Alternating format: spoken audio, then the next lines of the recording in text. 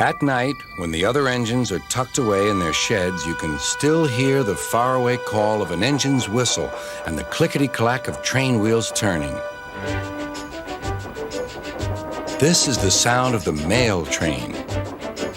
One train is pulled by Thomas and the other by Percy, as the loads are too heavy for one engine to do the work alone. The mail is loaded into freight cars at the harbors, and the engines pull their trains through the silent stations, delivering their precious loads.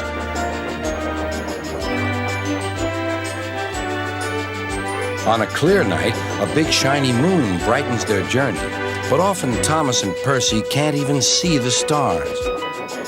But whatever the weather, lamps along the track always light their way. One night, Percy was waiting at the junction. The main line train was late. At last, Henry arrived.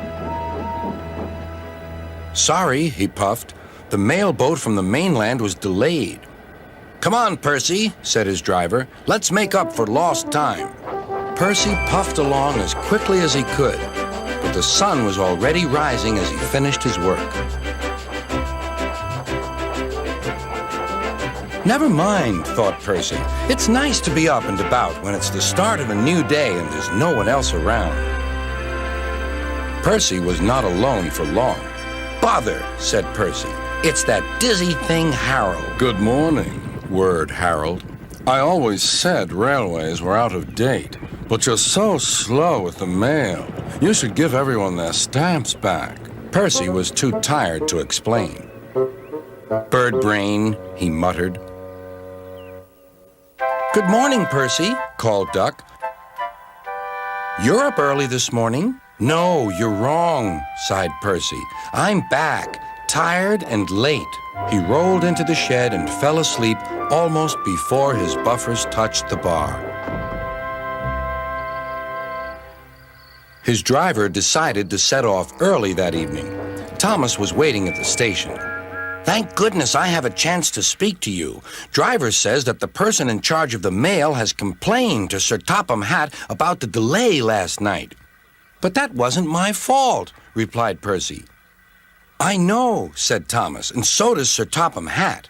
But this mail person wouldn't listen. Tonight we'll just have to be quicker than ever before."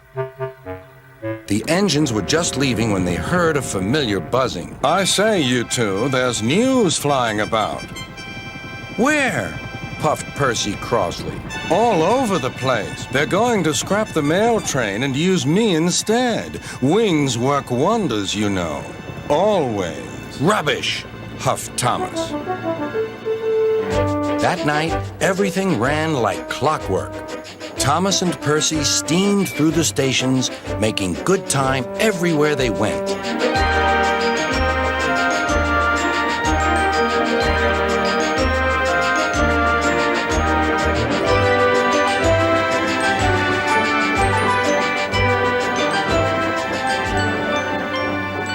At a station, Thomas noticed a man looking cold and worried. He had missed his train home. "We can give you a ride," said Thomas's driver, "but it will be rather uncomfortable." "Thank you," said the man. "Anything's better than sitting here."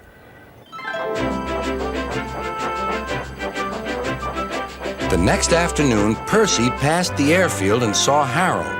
"Hello, Lazy Wings. Are you too tired to fly today?"